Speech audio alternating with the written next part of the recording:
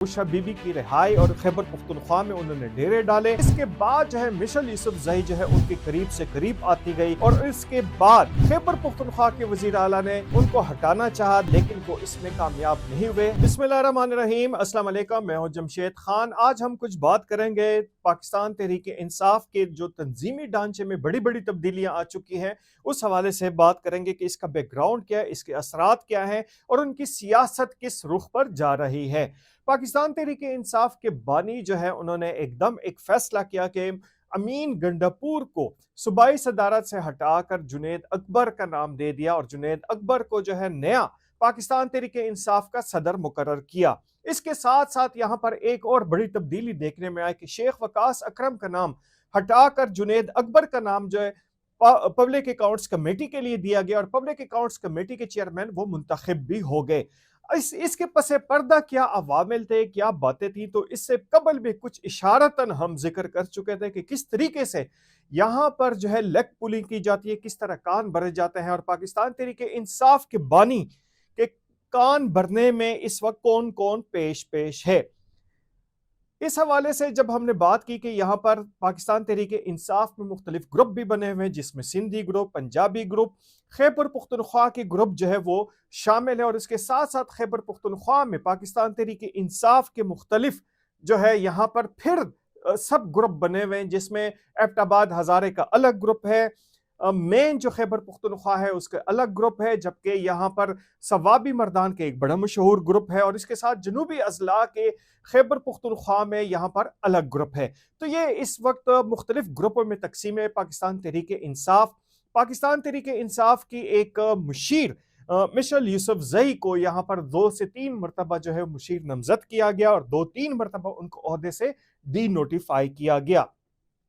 उसके बाद बात चलती है बुशरा बीबी की रिहाई और खैबर पुख्तनख्वा में उन्होंने डेरे डाले और इसके बाद जो है मिशेल यूसुफजई जो है उनके करीब से करीब आती गई और इसके बाद खैबर पुख्तनख्वा के वजीर आला ने उनको हटाना चाहा, दोबारा हटाना चाहा, लेकिन वो इसमें कामयाब नहीं हुए। बताने वाले बता रहे कि मिशेल यूसुफजई का इस तब्दीली में एक बहुत बड़ा हाथ है और इसके बाद हमने खुद अपनी आंखों से देखा कि किस तरीके से जब जुनैद अकबर को पब्लिक अकाउंट्स कमेटी का चेयरमैन बनाया जा रहा था तो उस वक्त आतिफ खान का चेहरा जो है वो देखने के काबिल था। वो बिल्कुल रोशन रोशन चमक दमक के साथ जो था, जिस तरह एक फातिहाना अंदाज में जो लोगों से मुबारकबाद वसूल कर रहे थे, तो उससे ये नजर आता है कि जिस तरीके से मिशेल यूसुफजई ने और एक दूसरे ग्रुप ने बुशरा बीबी के कान भरे और उसमें कामयाब भी हुए। बुशरा बीबी कुछ अरसे तक खैबर पुख्तनख्वा में रहे, वजीर आला के एनेक्सी में रहे, उन्होंने बहुत सारी चीजें ना सिर्फ देखी बल्कि सुनी भी और उसके बाद इमरान खान तक पहुंचा दी गई और इमरान खान ने इसका नोटिस लेते हुए यहाँ पर जो आतिफ खान का ग्रुप है उसके ग्रुप मेंबर जुनैद अकबर को ना सिर्फ पब्लिक अकाउंट्स कमेटी का चेयरमैन मुकर्रर कर दिया बल्कि इसके साथ सूबाई सदारत भी दे दी। अब बात है एक और खबर के साथ, ताज़ा तरीन खबर जो थी अब से कुछ देर कबल की, यहाँ पर जो मुख्तलिफ वज़रा हैं अब इस कोशिश में है कि किसका नाम जो है वज़ीर आला के लिए नामज़द होने वाला है। क्या इतनी बड़ी तब्दीली आने वाली है खैबर पुख्तनख्वा में कि वज़ीर आला को तब्दील किया जाएगा। इसके साथ सूबाई असम्बली के जो मुश्ताक गनी साहब है उनकी कुर्सी भी कुछ हिलती जुलती महसूस की जा रही है और इसके हवाले से वो भी अपने दोस्तों के साथ इस वक्त वो राब्ते में है कि क्या ये बातें दुरुस्त हैं कि स्पीकर और डिप्टी स्पीकर को भी तब्दील किया जाएगा। 5 उज़रा के हवाले से तो हमने पहले ही इसका इंकशाफ किया था कि उनको तब्दील किया जाएगा, लेकिन अब गालिब इम्कान है कि एक बड़े पैमाने पर खैबर पुख्तनख्वा में तब्दीलियां आने वाली हैं और इसी तब्दीली को देखते हुए एक अजीब सी एक और खबर इसके साथ है कि जनाब अमीन गंडापुर को थोड़ी सी फुर्सत मिल गई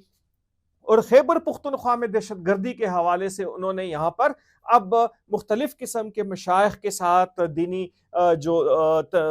दीनी और सियासी जो यहाँ पर कायदीन है उनके साथ मुशावरत करने का जो है अंदिया दे दिया है कि वो इस हवाले से काम करना चाहते हैं। जब सूबे का बेड़ा गर्क हो गया, अमन अमान की सूरत हाल बेकाबू हो गई और लोग यहाँ से जो है हिजरत करने पर एक तरह से मजबूर हुए, इंतहाई तनकीद का भी सामना करना पड़ा और अब जब उनकी अपनी कुर्सी हिलने लग गई तो अब उनको नजर आ रहा है कि शायद वो इस्लाहात करके या कुछ अपनी एफिशिएंसी दिखा के अपनी कुर्सी बचा लें। आने वाला वक्त बताएगा कि आगे क्या होने जा रहा है। लेकिन इसके साथ साथ यहाँ पर 8 फरवरी के हवाले से पाकिस्तान तहरीके इंसाफ ने आम इंतखाबात का 1 साल पूरे होने पर फिर एहतजाज का प्रोग्राम बनाया है, लेकिन इस बार वो इस्लामाबाद की तरफ नहीं आएंगे। 26 नवंबर का दिन उनको बहुत अच्छी तरह याद है, जो उनकी खातिर तवाज़ु यहाँ पर विफाक में हुई। अब उन्होंने सवाबी इंटरचेंज को इस मकसद के लिए पसंद किया है कि सवाबी इंटरचेंज के पास पंजाब के और दीगर इलाकों के काफिले जो है यहाँ पर आएंगे और यहाँ पर एहतजाज किया जाएगा।